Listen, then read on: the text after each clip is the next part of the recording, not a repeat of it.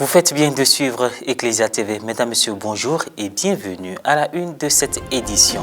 Les journées culturelles de l'Institut catholique missionnaire d'Abidjan, ICMA, se sont tenues les 19 et 20 mars 2021 à Boubou. Au cours de ces journées où la diversité culturelle a été célébrée, une conférence sur l'immigration a été animée par le Père Ikomba. Aussi, après la messe, les responsables du centre ont procédé à la bénédiction et l'inauguration d'un espace multimédia dédié aux futurs prêtres et aux laïcs.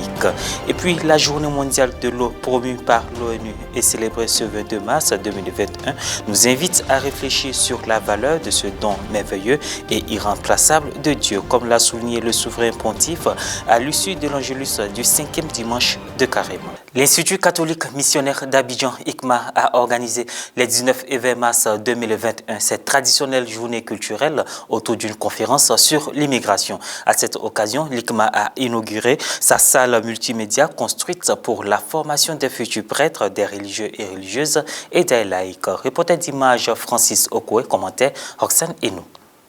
4 ans après le sommet de l'Union européenne, Union africaine, UEUA, sur l'immigration clandestine, les 29 et 30 novembre 2017 à Abidjan, dont les principaux objectifs dans ce domaine sont de renforcer le dialogue et la coopération Afrique-Europe en matière de migration et de mobilité, mais aussi de traiter les causes profondes de la migration clandestine et des déplacements forcés, la question de l'immigration clandestine reste un défi aussi bien pour les États que pour l'Église. Samedi 20 mars 2021, une conférence sur l'immigration s'est tenue à l'Institut catholique missionnaire d'Abidjan, ICMA.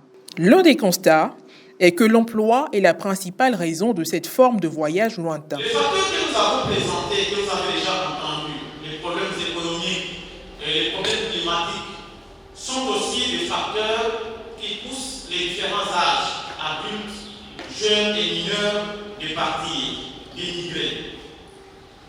Les facteurs de migrants jeunes restent surtout la situation socio-économique et les facteurs psychologiques.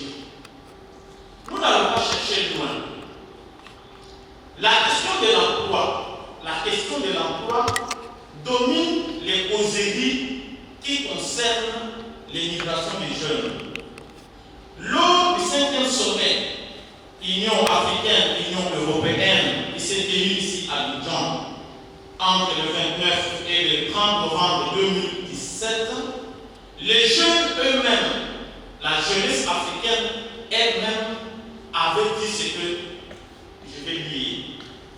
Les jeunes africains vont chercher l'avenir en Europe parce qu'ils en ont marre de la pauvreté. C'est pourquoi la jeunesse de l'Union européenne et de l'Union africaine recommande la promotion de l'entrepreneuriat des jeunes. Le père Nkomba, qui a énuméré des cas de personnes rapatriées de Libye, a aussi révélé que malgré les horreurs vécues, des migrants n'ont pas renoncé. Parce qu'ils ont quelque chose dans leur tête, ils doivent partir et que là-bas c'est mieux. Il y a quelqu'un qu'on a rapatrié, le gouvernement l'a rapatrié, lui a donné l'argent pour commencer une petite activité. Le 3 jours après, on l'a retrouvé à la frontière là-bas, en train de partir. Donc, il y a la sensibilisation doit demeurer et nous devons continuer à le faire. Effectivement, aujourd'hui, vous voyez dans le ministère, il y a l'éducation à la citoyenneté pour apprendre aux enfants à nous apprendre tous d'aimer notre pays. Mais il y a des moments où les gens sont tenus de partir et nous revenons encore sur les vraies raisons pour partir. Selon le conférencier, la création d'emplois pour les jeunes dans les pays du Sud, décision prise lors du sommet UEUA en novembre 2017 à Abidjan, est une bonne chose qui malheureusement ne suffira pas pour arrêter l'immigration.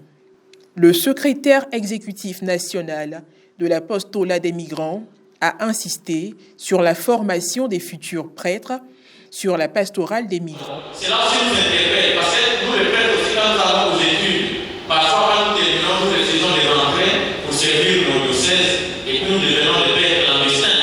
Et vous vous rappelez qu'en 2000, le pape Jean-Paul II avait sorti une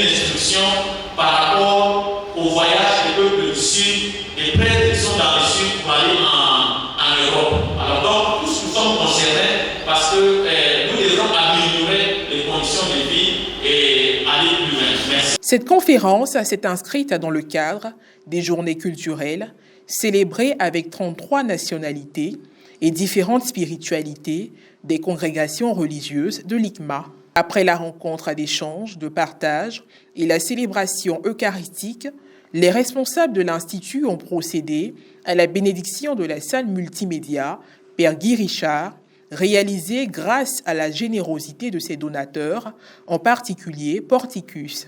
Avec 50 ordinateurs, cet espace multimédia servira à la formation des futurs prêtres, des religieux et religieuses, puis des laïcs.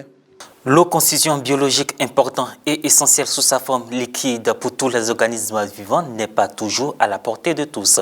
Célébrée en ce lundi 23 mars 2021, l'eau restera l'une des denrées prisées par les populations de tous les temps. Morel Poti. Plus de 2 milliards de personnes à travers le monde n'ont toujours pas accès à l'eau potable et plus de 4 milliards ne disposent pas d'installations sanitaires. Environ 159 millions de personnes tirent leur eau de boisson des eaux de surface, telles que les étangs et les ruisseaux. L'eau potable pure représente une question de première importance parce qu'elle est indispensable pour la vie humaine. En effet, à l'échelle mondiale, 80% des personnes qui doivent utiliser des sources d'eau et non protégées vivent dans des zones rurales. Les femmes et les filles sont responsables de la collecte de l'eau dans 8 ménages sur 10 avec de l'eau en dehors des locaux. Environ 4 milliards de personnes, soit près des 2 tiers de la population mondiale, connaissent une grave pénurie d'eau pendant au moins un mois de l'année. Aussi, 700 millions de personnes dans le monde pourraient être déplacées par une grave pénurie d'eau d'ici 2030. En Côte d'Ivoire, l'État a initié une campagne pour mettre fin au gaspillage d'eau dans les établissements scolaires et universitaires. Sur plus de 500 établissements, 3 seulement ont été récompensés pour la discipline dans la bonne gestion de l'eau. Au terme de cette campagne sur la pérennisation de l'eau, plusieurs recommandations ont été faites, notamment la mise en place d'un principe de relevé régulier de compteurs d'eau ainsi que leur entretien. Des actions qui permettront sans doute à l'État de Côte d'Ivoire d'accroître ses ressources financières et préserver l'eau, source de vie et capitale pour les générations futures. Le dimanche dernier, à la suite de l'Angélus, le Saint-Père s'est prononcé sur la Journée mondiale de l'eau promue par l'ONU et célébrée chaque année le 22 mars. Il a encouragé tous ceux qui s'engagent pour un meilleur accès à ce don irremplaçable. Voici l'essentiel de son message. Et la Journée mondiale de l'eau qui nous invite à réfléchir sur la valeur de ce merveilleux et irremplaçable don de Dieu. Pour nous, les croyants, la sorella, sœur eau, ce n'est pas une marchandise, c'est un symbole universel et source de vie et de santé. Trop frères et sœurs, trop de frères et sœurs n'ont pas accès à l'eau. Et peut-être même le peu d'eau qu'ils ont, elle est polluée. Il faut assurer à tous de l'eau potable et des services hygiéniques. Je remercie et j'encourage tous ceux qui, avec différentes professionnalités et responsabilités, travaillent pour ce but si important. Et je pense, par exemple, à l'université de l'eau, dans ma patrie, à tous ceux qui travaillent pour faire avancer, pour faire comprendre l'importance de l'eau. Merci beaucoup, vous, les Argentins, vous qui travaillez dans cette université de l'eau. Et voilà qui met fin à cette édition. Merci de l'avoir suivi. Nos programmes se poursuivent sur Ecclesia TV.